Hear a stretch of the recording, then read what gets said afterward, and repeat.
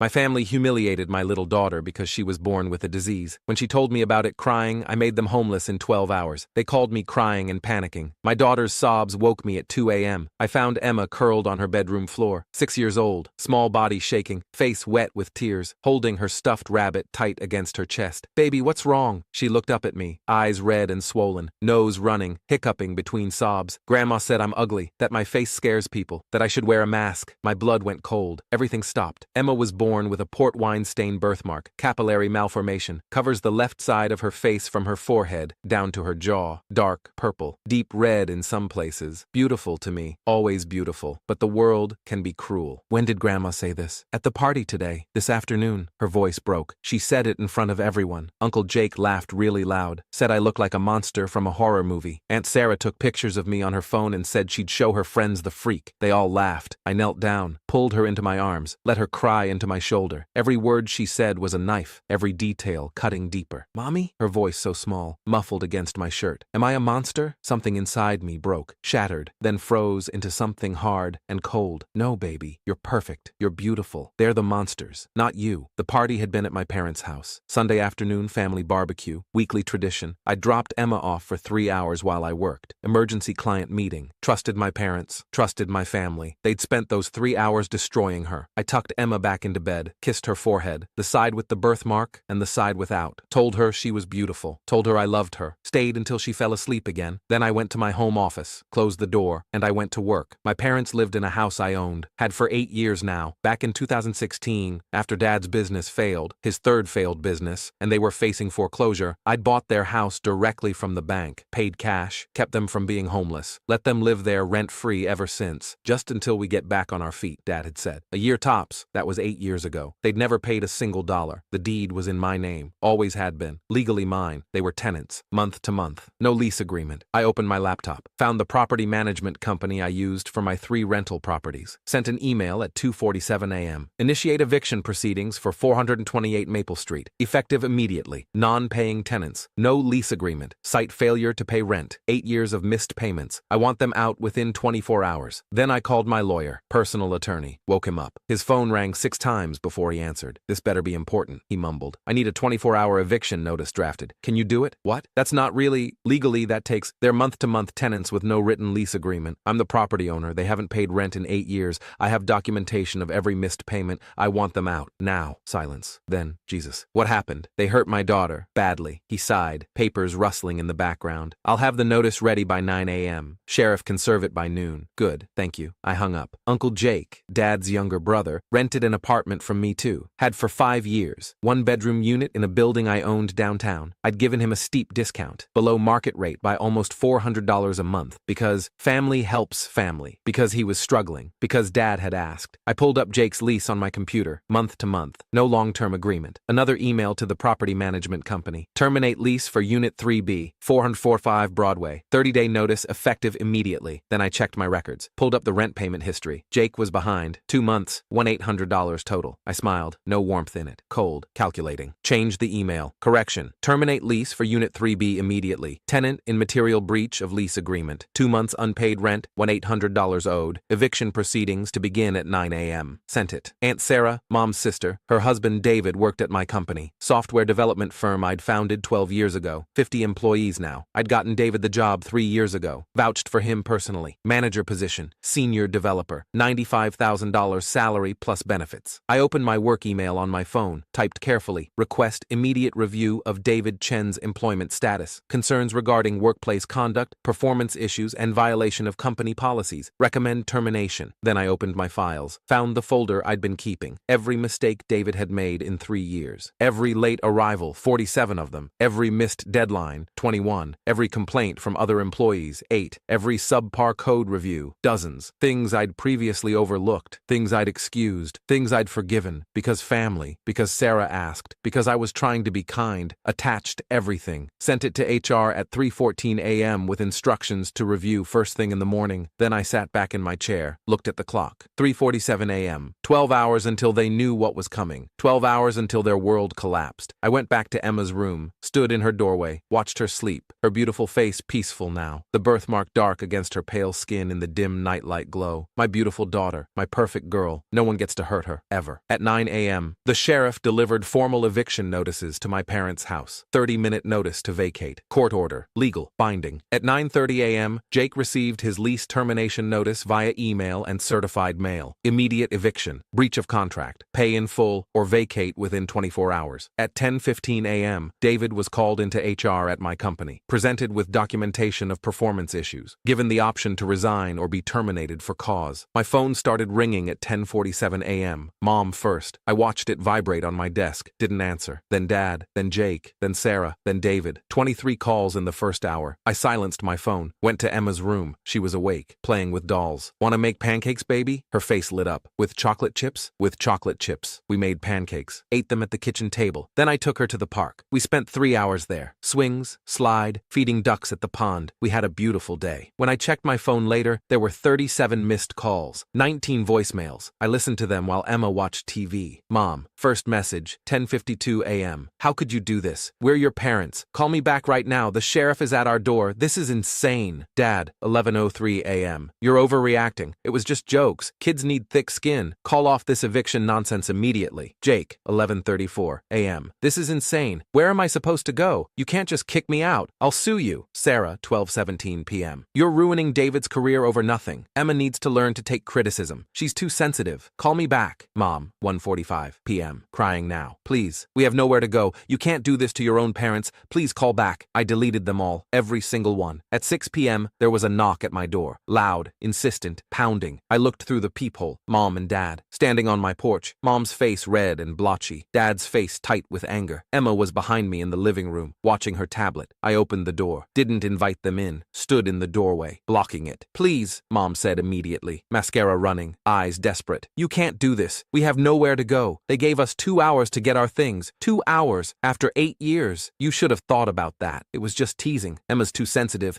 Kids need to learn. Get off my property. Your father is sick. His heart. How can you do this to us?" I felt my jaw tighten. Felt the cold anger settling deeper. I said, "Get off my property." Dad appeared behind her, face red, veins visible on his forehead. "You ungrateful little—" I started closing the door. He stuck his foot in it, blocking it. "We raised you. We sacrificed for you. You owe us. You owe us everything." "I owe you nothing. You made my daughter cry. You called her a monster. You took pictures to mock her. You laughed at her. She needs to learn the world is cruel. We were preparing her. She's 6 years old." Emma appeared beside me, looking up at her grandparents through the gap in the door. Mom's face softened slightly, tried to look kind. "Emma, sweetie, we didn't mean—" "Go away," Emma said quietly, her small voice steady. "You're mean. I don't want to see you anymore." Mom gasped, reached through the doorway toward her. "Emma," I pulled Emma back behind me. "Don't touch her. Don't ever touch her again." "This is ridiculous," Dad shouted. "Over some stupid birthmark? She needs to accept reality. Get out. Where are we supposed to sleep tonight? We have nowhere." I smiled. No warmth, no kindness, pure ice. "I don't care." I closed the door. Dad pounded on it 3 times. Hard. The frame rattled. "You'll regret this. You're destroying this family." Then silence. Through the window, I watched them walk to their car. Mom leaning on Dad, both of them talking. Mom crying. Dad gesturing angrily. They got in. The car sat there for 2 minutes. Then 3. Finally drove away. Emma looked up at me. "Are they really leaving?" "Yes, baby." "Forever?" "Forever." She hugged me tight. "Good. They were mean to me." My phone buzzed. Text from Sarah. "David got fired today. Lost his job because of you. You destroyed our family over nothing. Over Emma being too sensitive. I hope you're happy." I typed back slowly. "You destroyed yourselves when you hurt my daughter. You chose to mock a 6-year-old child. These are the consequences." Blocked her number immediately. Jake called from a different number. "Unknown caller," I answered. "You can't do this." His voice loud, angry, desperate. "I have nowhere to go. No money. I'll be on the street. Figure it out. I'm your uncle. Family. You're supposed to help me. And Emma is my daughter. My child. You called her a freak. You laughed at her. Family doesn't do that." "I was joking. It was just a joke." "Jokes are funny. You're just cruel. Don't call me again." I hung up. Blocked that number too. That night, around 10 p.m., I got one final call. Unknown number. Different from Jake's. I almost didn't answer, but something made me pick up. Dad's voice. Broken. Defeated. "Please, your mother's having a panic attack. We're at a motel, a cheap one. We can't afford anything else. We have $300 to our name. Please. You should have thought about that before you traumatized a 6-year-old. We'll apologize. We'll make it right. We'll never say anything like that again. Please, let us come back. We have nowhere else. Too late. The damage is done. Emma asked me if she was a monster.